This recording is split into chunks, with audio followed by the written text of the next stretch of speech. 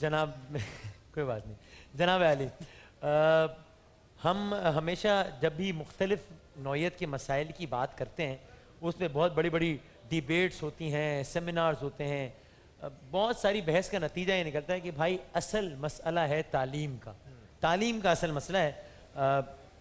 کسی بھی نوعیت کا مسئلہ ہو، بنیاد بات یہاں پر آ کے رکتی ہے کہ اگر آپ ایک پڑھا لکھا معاشرہ پروان چڑھائیں گے تو پھر چاہے معاشی مسائل ہوں، چاہے ٹیررزم کے پرابلمز ہوں، چاہے اسٹریٹ کرائمز ہوں، چاہے کرپشن کا پرابلم ہو، کچھ بھی ہو، یہ سارے مسائل کم ہو جائیں گے. اگر ختم نہیں تو کم ضرور ہو جائیں گے اگر معاشرہ ایک تعلیم یافتہ معاشرہ ہو. اسی لیے ہم نے آج یہ کوشش کی ہے کہ اپنے اس سیگمنٹ میں، چونکہ یہ بھی ظاہر ایک قسم کی نیکی ہے، بلکہ شاید بہت بڑی نیکی ہے، اس سے بڑی نیکی اور کیا ہو سکتی ہے.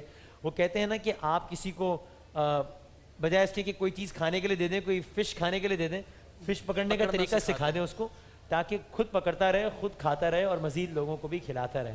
تو ایک ایسا ہی ادارہ ہمارے ساتھ، اس کے روح رواں اور اس کی 2 عملی مثالیں ہمارے ساتھ موجود ہیں.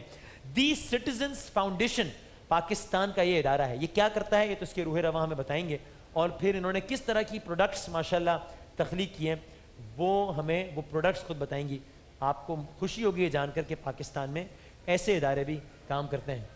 تو ایک ایک اچھا ایک خوشگوار معلومات کی ہمارے لیے بھی کہ اس طرح کے ادارے بھی ہیں. اور میرا خیال ہے کہ اس طرح کے اداروں کا یوں منظر عام پر آنا بھی ضروری ہے، چونکہ campuses normally the citizens foundation کے سلم ایریاز میں نہیں، دور افتادہ علاقے جو ہیں یا مضافات ہیں بڑے بڑے شہروں کی، تو ہم عام طور پہ دیکھ نہیں پاتے ان کیمپسز کو، یا اسکول ہماری نظر سے گزرتے نہیں، سو ہمیں اندازہ ہی نہیں ہو پاتا کہ کوئی تنظیم اس انداز میں بھی کام کر رہی ہے. جو تنظیم 5 اسٹار میں کانفرنسز کر رہی ہوتی ہے اس کی کوریج ہو جاتی ہے، پتہ چل جاتی ہے سلم ایریاز والوں کو. کسی گوٹھ میں، کسی گاؤں میں، کسی دیہات میں، وہاں پہ جس طرح سے کام کر رہے ہیں یہ لوگ، پرپز بلڈ کیمپسز ہیں، یعنی باقاعدہ خود تعمیر کیا جاتا ہے اس نظریے کے ساتھ کہ یہاں کس طرح سے بچوں کو تعلیم دینی ہے. خاص طور پر ٹریننگ دی جاتی ہے اساتذہ کو، اور منیمم فیس جو ہے وہ 10 روپے ہے.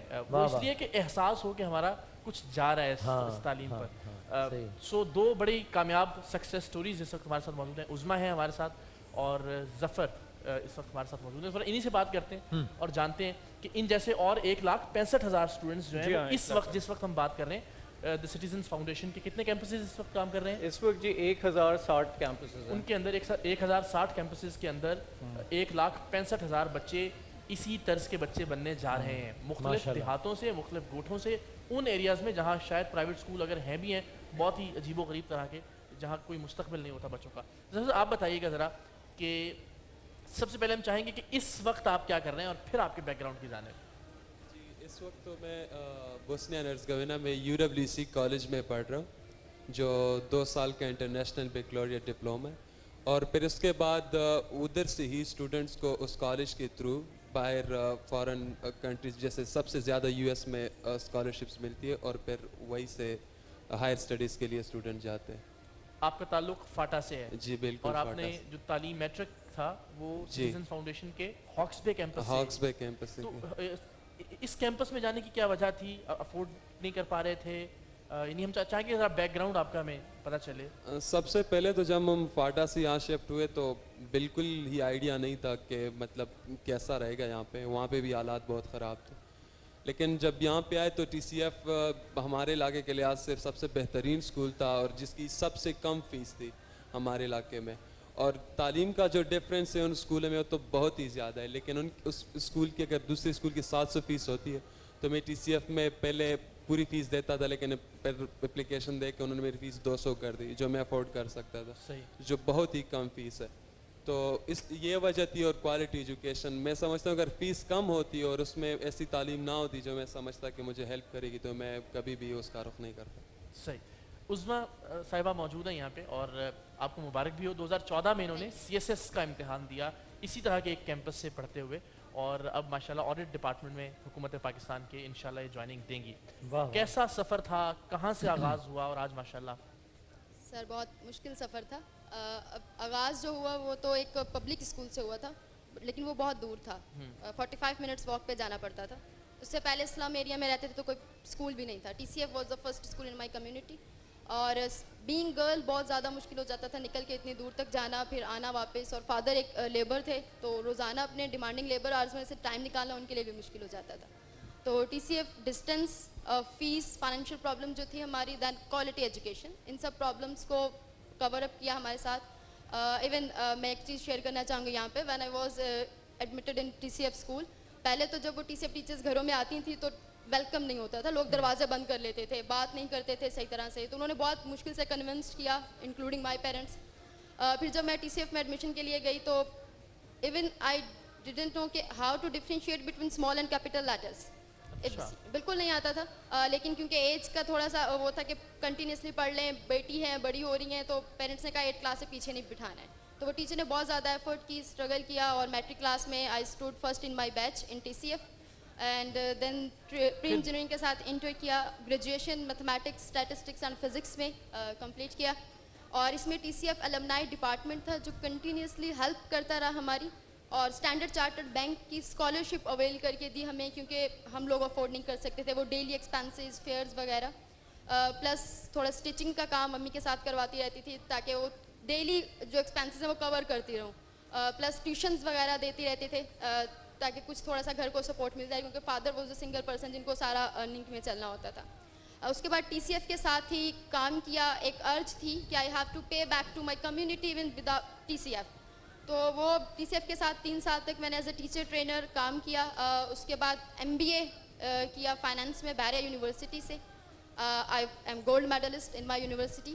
اور اس کے بعد پھر ساتھ ہی CSS کی پریپریشن بھی کی, standard charter bank state bank of Pakistan میں انٹرنشپ کی, انٹرنیشنل جرنل میں ریسرچ پیپر پبلش ہوا. اور اس کے بعد CSS کا جب ایگزام دیا تو الحمدللہ CSS 2014 کلیئر کیا. اور among 14,000 students I was in 233 candidates who were located in different departments. تو جناب 14,000 لوگوں نے امتحان دیا. عظمیٰ صاحبہ جنہوں نے اپنی والدہ کے ساتھ سلائی کا کام کرتے ہوئے زندگی کا پہیہ چلانے کی کوشش کی, اور TCF میں جس طرح انہوں نے بتایا کہ انتہائی کم پیسے دے کے تعلیم حاصل کرتی رہیں. 2013 میں بحریہ یونیورسٹیز میں MBA میں گولڈ میڈل حاصل کیا, اور پھر 2014 میں پاکستان کے سب سے بڑے امتحان CSS میں 17ویں پوزیشن حاصل کی. میرا خیال ہے تالیاں ان کے لیے دل سے ایک بار.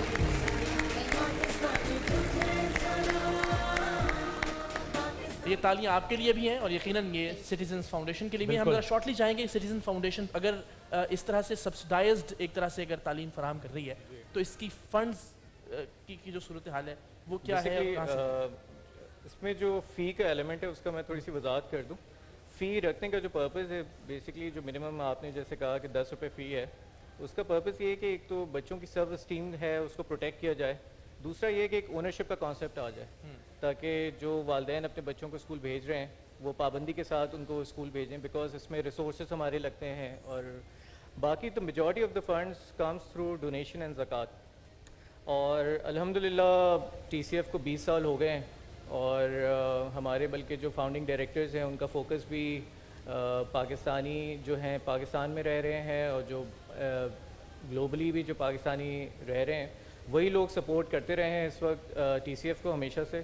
اور وہ ہمارے جو فوکس بھی یہ ہے کہ یہ پاکستانی پرابلم ہے اور اسے ہم نے مل کے ریزالو کرنا ہے انشاءاللہ. جی.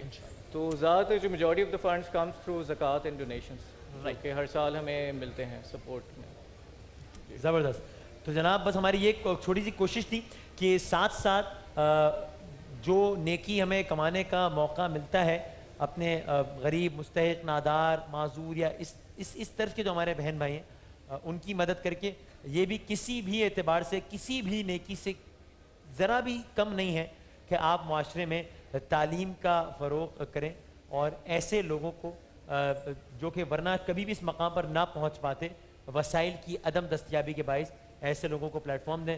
Citizens foundation is surely one of them. ہمارے جو آج کے دونوں مہمان ہیں ان کے لیے اور سٹیزن فاؤنڈیشن کے لیے بہت ساری تالیاں, اور بھرپور تالیوں میں خراج تحسین پیش کرتے ہوئے رخصت کرتے ہیں.